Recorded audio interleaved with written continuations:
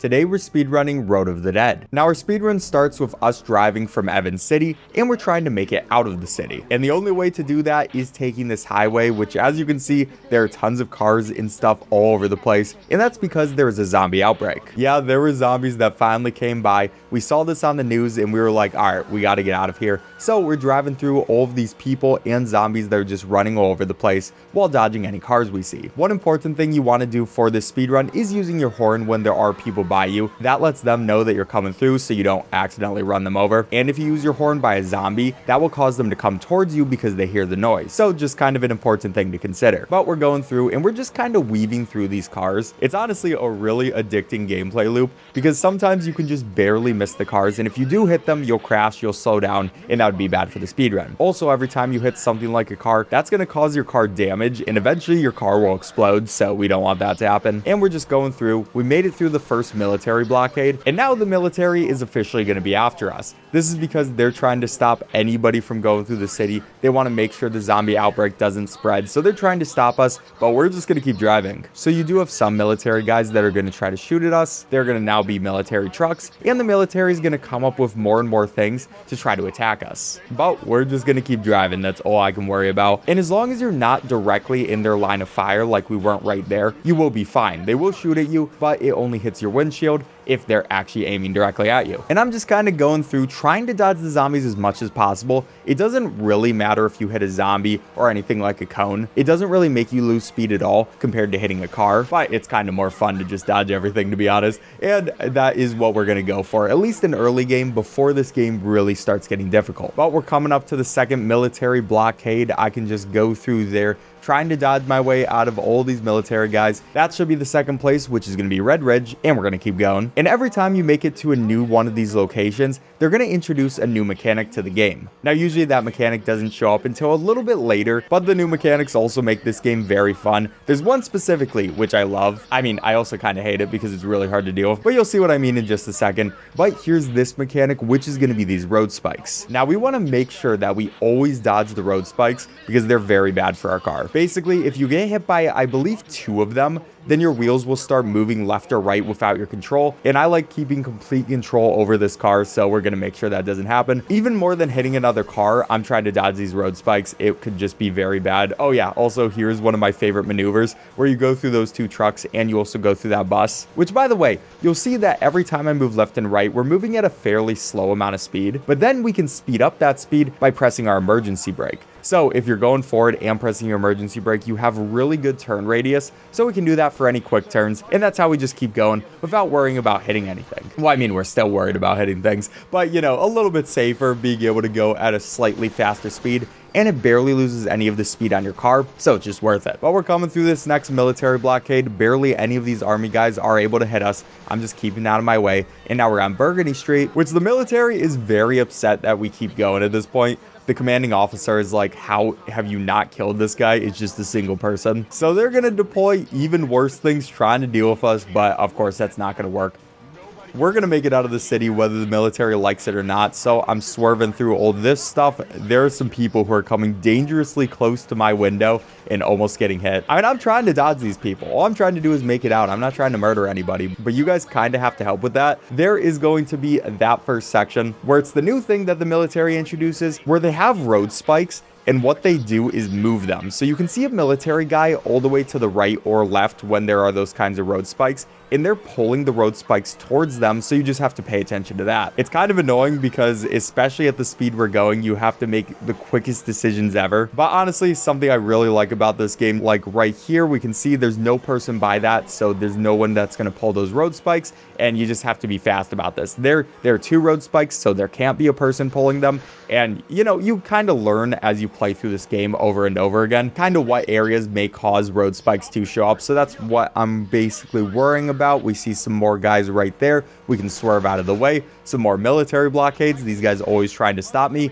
always failing miserably. This one is a little bit annoying because what they do is they have those road spikes and you have to actually bust through that fence. A kind of annoying pattern of these military guys to figure out, but I guess it works pretty well because they don't want to bust through the fence. It kind of hurts my car. But now we're on to Central Street and we have another one of these maneuvers. I just love doing that one. It's not even that hard to do, but it's just kind of a fun one. But more military people are showing up, still trying to shoot me down. But we're making pretty good speed right now. We got all these zombies like this guy. Gonna move him out of the way. We got some shopping carts. I'm not sure who leaves their shopping carts on the highway. By the way, subscribe if you enjoyed this video. I'd really appreciate it. And some more road spikes. That guy trying to pull them that side. Too bad for him. I completely see you. Like, you are not hidden at all. Okay, I'm not gonna lie though. At first, when I first played this game, I did not notice those people. So to be fair, they are pretty well hidden for what they are. I was like, how are you supposed to tell when you're supposed to dodge out of the way when these are gonna move? And eventually I saw the person and I was like, oh, that is actually pretty obvious. I should have been looking for that in the first place. Anyways,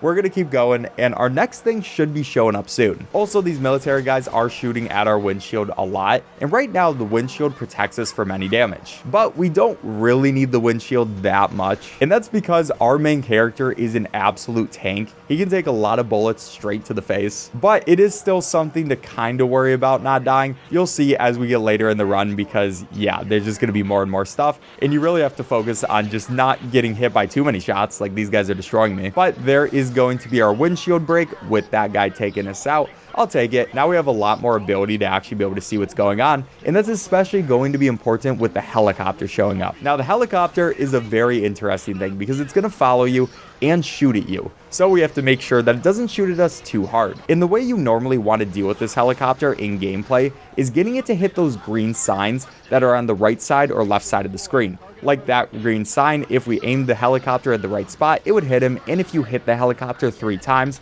then it dies. But we're not actually going to do that. And also, yeah, I turned on perception. That's something I'll explain in a second. We're not going to do the green sign thing though, because we want to keep this helicopter with us the entirety through the game. And that's because if you kill a helicopter, another one is going to show up eventually anyways. And there's actually a stronger helicopter that can show up, which can also shoot rockets, and that's way more annoying. So I'd rather just keep this guy, and it becomes a really fun game of just being able to dodge out of the way while also trying to pay attention to everything on the road. So it's really when the speedrun becomes fun. And also for the perception thing, this is an ability we always had, and I just didn't use it because you don't really need it for the earlier levels. But it shows you different things like, oh, here are some road spikes, there's going to be an army person up here, there's a blood splatter. You know, it kind of helps you keep track of everything that's going to be on the road. I honestly don't use it too much, but sometimes it's nice to just look up there, see that there's something coming up, and you know you're good to go. And there is actually a certain thing we will be using for this level where perception is really nice, so I will be keeping track of that. But now you see we're getting shot a lot by this helicopter, and that's not too much of a problem. Now, if you get shot a ton and if you crash into things, you'll slowly lose health, and if you lose enough health, you'll die. We can't be having that, so that is what I'm first and foremost worrying about. Like right now, you'll see that our health is not doing the best. It's kind of flashing red, so we do have to pay attention to that. And then there's going to be that guy who's using his explosives. Yeah, those are the new guys that they added for this part. And that's especially why we need the perception, because you can see the explosives on your top minimap, and you can make sure they're not going to kill you beforehand. But yeah, when it comes to health, I'm just kind of making sure I don't get shot too much. I can take a couple of hits, so I'm not too worried about that. And before worrying about that, I am way more worried about not crashing, so that's my first worry. And if we get hit a couple of times, it's usually not the worst thing in the world. But we're at the military part, and you can see just with our perception, the amount of military people all up there. They're kind of annoying, but we make it through that one pretty easily. Now we're in Chinatown, and we are good to go. And these things compound, so like we saw some explosives last time, but now they're going to be explosives, the last couple of things that got added, and you know, just more and more so, and that's really what makes this game fun. With every new location, it's introducing a different mechanic you got to deal with. That's especially why perception is so useful. Like right there, there's this person pulling the road spikes, and then we kind of try to get out of the way and crash. You know, first crash, not the worst thing in the world. We just do not want too many of those to happen, because yeah, I'm trying to survive, and our car does get damaged as well. Every time we do hit into something, it gets a little bit weaker, and eventually it will go on fire and just kill you if you get into too many crashes, so we got to make sure that doesn't happen. But there were some more explosives, pretty easy to dodge as long as you're just paying attention, but you never quite know if they're coming from the left or the right, so I kind of just go in the middle and just hope that I can swerve into the way that we need to go. There's all those little games that you have to play in this one, and it really makes the speedrun fun. Like, I've probably spent around around 15 to 20 hours playing this game over and over again, trying to get better runs, because it's also very hard to get a good run in the first place. And, you know, I think I'm pretty good at this game at this point, and it's also a really satisfying game to get good at. But there's going to be that one. It starts from the right, so we go to the right first. That way we dodge out of the way of the explosives. This next one, we'll see it also starts from the right, so we swerve over there. And we are making some great time right now. We should be making it through Chinatown pretty quickly. Just some more maneuvers we got to do, like moving around there. And we actually do get the helicopter to hit the sign right there, but that's not the biggest deal in the world. It will cause some damage to the helicopter, and again, we do want to keep the helicopter alive, but the helicopter can take 3 hits before it gets destroyed, so not a big deal. As long as I don't accidentally get it to get hit twice more. And yeah, that's actually one of the biggest things you got to worry about, along with not getting your car to crash, along with not dying by just getting shot in the face a bunch. We got to keep this helicopter safe. You know, I'm looking out for them. They're not even looking out for themselves, but I am for some reason, I guess. Oh, and now I see on our map, we got one of these guys, which is like a super zombie who will try to get on your windshield, and eventually he just auto kills you if you don't attack him with your gun. Now, most of the time, we don't even want him on our windshield, so what I'm going to do is swerve out of the way, and then they can't even get on. So that's the big thing you want to do, but sometimes that's easier said than done, especially with what's on the road. You kind of got to pay attention to everything going on. I mean, I guess that's this game in a nutshell. But another kind of fun guy to deal with, because normally for these zombies, if you hit them, they just die. But for that guy, he is a strong dude, and he will definitely try to murder you if you don't pay attention. And then there is the other person as well. So you can see that a ship went all the way over, and then it's going to come back a little bit later and just try to drop bombs at us in a straight line. So that one's an interesting one, where you just want to pay attention to when it's going out, know it's going to come back eventually, and just be ready to swerve out of the way at any time. And when you combine those bombs with the regular bombs that people use just on the ground, sometimes it can give you some really annoying formations. So another new thing to worry about that we're going to have to keep track of. Thankfully, it's a very long telegraphed attack. Like, you have some time to see the plane going forward, and then you also have some time to see the plane going backwards. So plenty of time to be able to swerve out of the way. It just depends on, will the terrain allow you to do that. Oh, and here is going to be another one of these super zombies. I will try to bait him out, then just go to the left. I love using my emergency brake, especially because you're just disrespecting that guy hardcore. Like, he really thinks he could do anything, and that was a little bit bad, where we did get hit by the bomb. I didn't think I could swerve out of the way, and now you'll see that our health is in a very bad spot. There's going to be that plane coming over there. There's going to be another explosive. I have to make sure that I don't get too damaged, and that was a lot of damage right there. So yeah, you're just worrying about not completely murdering yourself, staying alive. Before anything else, before worrying about hitting individual people, I just got to keep my health up. We are in Northside Park, so I will take that. But this is one of those really scary moments where you're just trying to make sure nothing too bad happens, but you know, this game is difficult. It does look like we did make it out of that spot where we ended up, we healed up enough, because our guy is just a tank. Even if he does get shot so many times, as long as you give him a little bit of time to heal up, he'll be fine. It's kind of like Call of Duty logic, and they are really just throwing everything at us at this point. We keep seeing those guys. Eventually one is definitely going to get on my windshield. I'm waiting for it to happen,